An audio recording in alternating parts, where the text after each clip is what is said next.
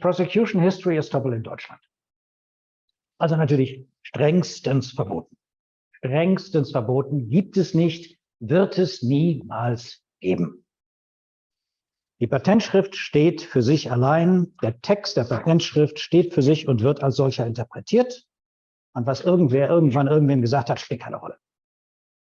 So, das ist die dogmatische Haltung, die übrigens nicht von allen geteilt wird. Also nicht nur nicht von den Patentanwälten, sondern auch nicht von allen existierenden oder ehemaligen Richtern am Bundesgerichtshof.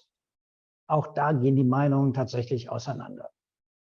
So aus der Praxis heraus, mit einem ganz normaler Patentanwalt würde ich natürlich sagen, ich gucke natürlich immer, was die geschrieben haben und was die argumentiert haben und was sie meinen, was ihre Erfindung ist und was sie nicht ist und so. Ja? Aber das ist natürlich eine andere Art der Interpretation. Ja? Da lasse ich sozusagen den Autor außerhalb des Textes nochmal sagen, was er mit dem Text denn gemeint haben könnte. Ja, gut, das ist eine andere Art, eine andere Hermeneutik, eine andere Herangehensweise an Interpretation.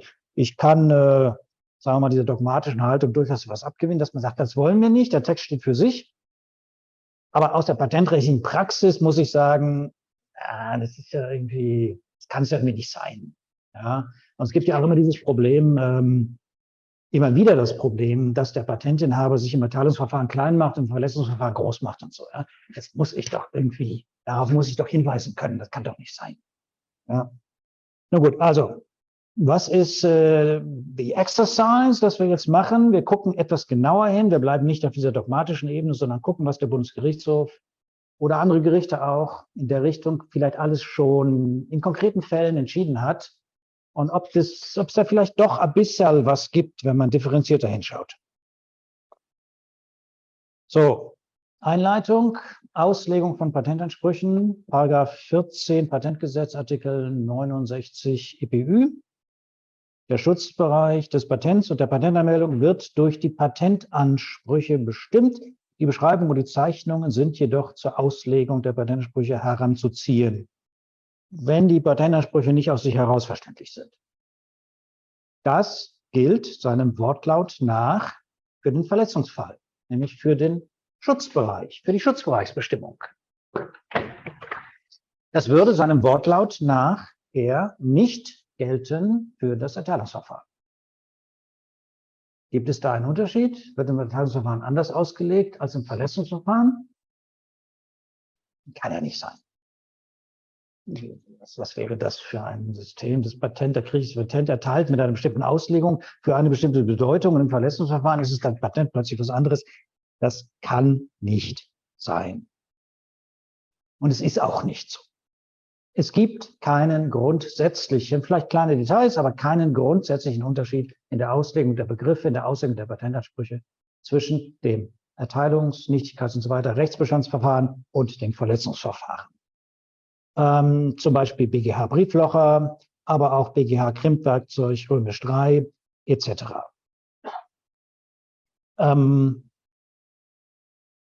Es gibt keinen Unterschied, aber hier in BGH Brieflocher steht immerhin noch nach dem Gesamtinhalt der Patentschrift und nicht der Erteilungsakte.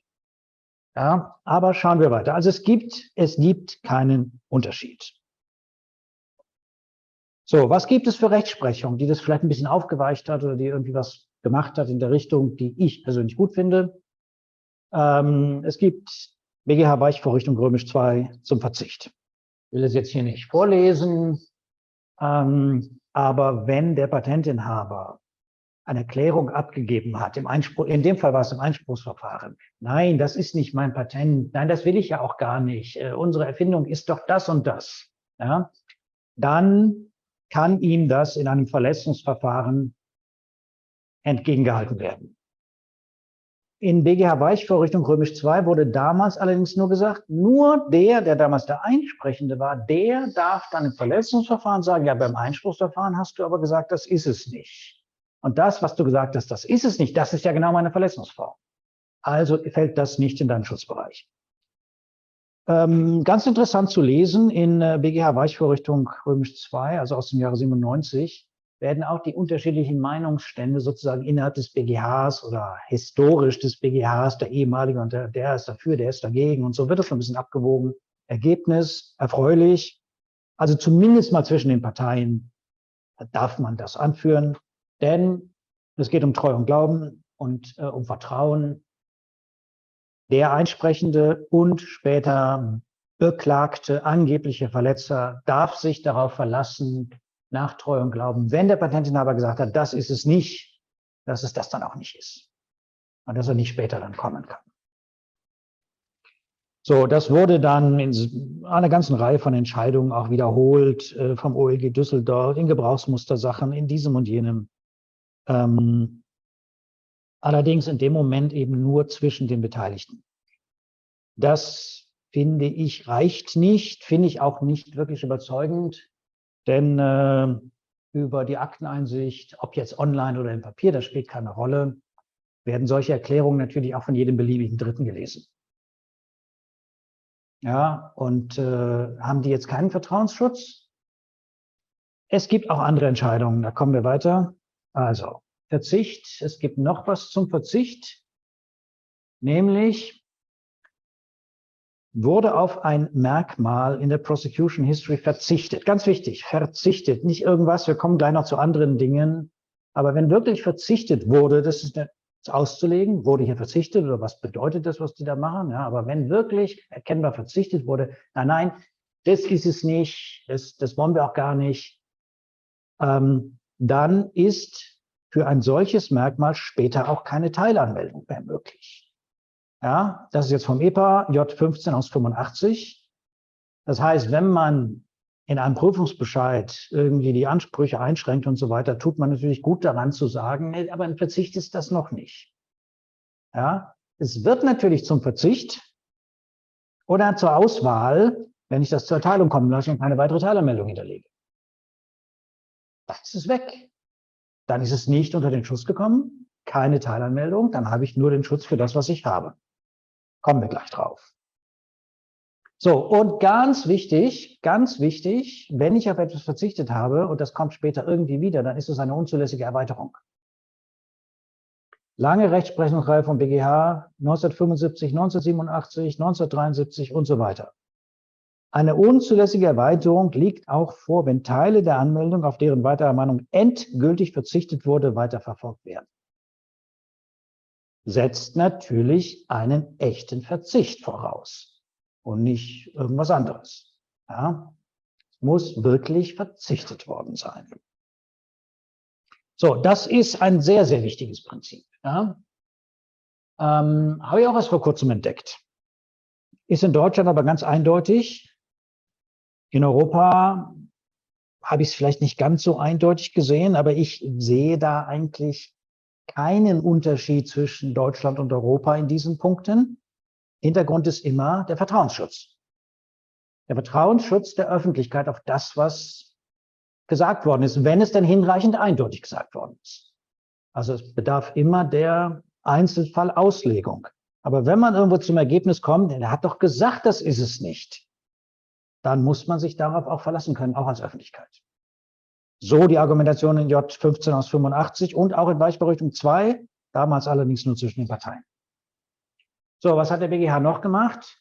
Die Auswahlentscheidung. Wie hieß das Ding? Okkluder, Okklusionsvorrichtung. Ja, in der Beschreibung erwähnte Alternativen, die nicht unter Schutz gestellt worden sind am Ende, sind in der Regel nicht im Äquivalenzbereich. Ich hätte sie ja mit aufnehmen können, den Schutz. Wenn ich das nicht getan habe, habe ich das entweder so entschieden oder ich konnte es nicht oder was auch immer.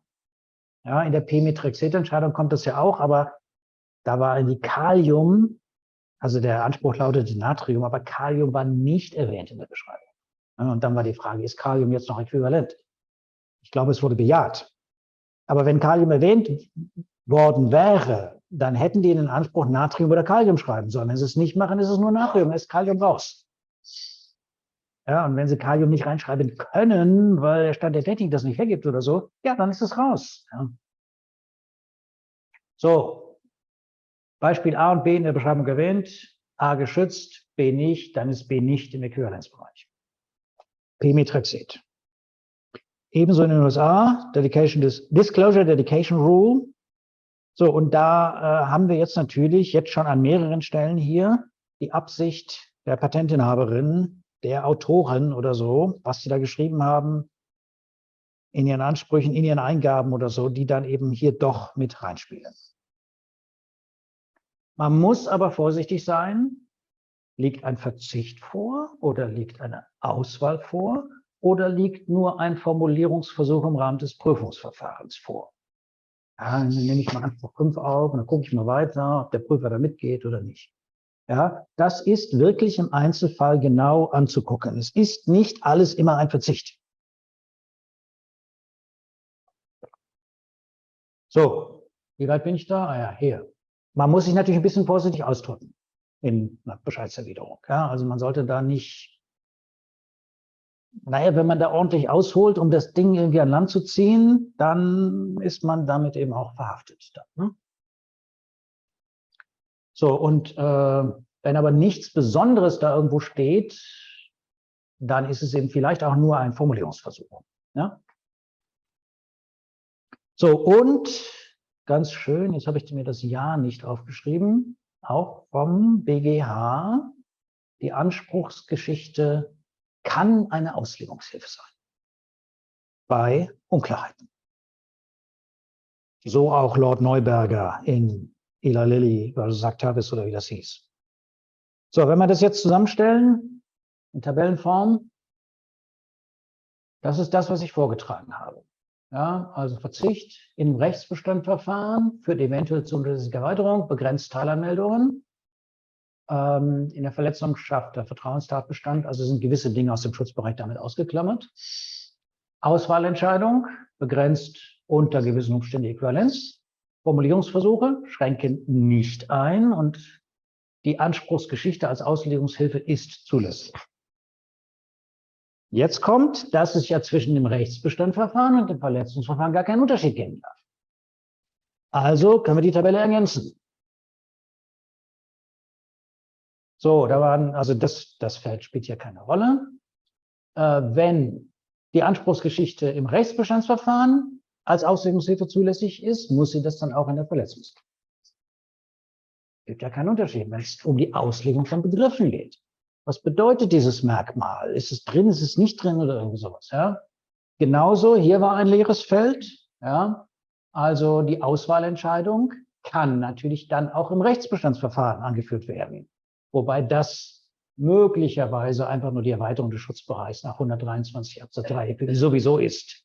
Sodass das hier nichts Besonderes ist und wir da irgendwie nichts groß brauchen. So, wenn man sich das anguckt, fehlt jetzt noch irgendwas in Deutschland an Prosecution History Estoppel? Eigentlich alles da, ne?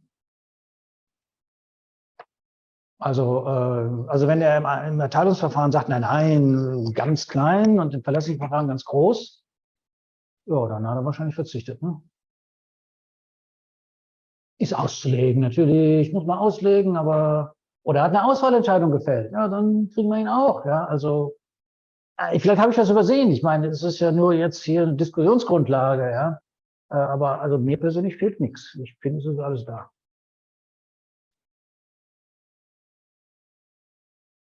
So, gibt es Prosecution History Estoppel in Deutschland? Also diejenigen, die sagen, das gibt es nicht, naja, kann nicht wirklich überzeugen. Und diejenigen, die da rumschreien, wir brauchen das, bringt ja auch nichts. Also ich bin so einer. Das bringt ja auch nichts. Also der Bundesgerichtshof wird sich nicht hinstellen und sagen, es gibt ein Prosecution History Estoppel in Deutschland. Das wird er nicht machen. Warum sollte er das auch tun? Ja, der wird Einzelfallentscheidungen fällen. Weichvorrichtung, Brieflocher oder was auch immer. Ja? Aber wenn man diese ganzen Entscheidungen eben zusammenstöpselt, dann finde ich, was eigentlich alles da ist. Und damit wäre das Thema meiner Meinung nach eigentlich vom Tisch.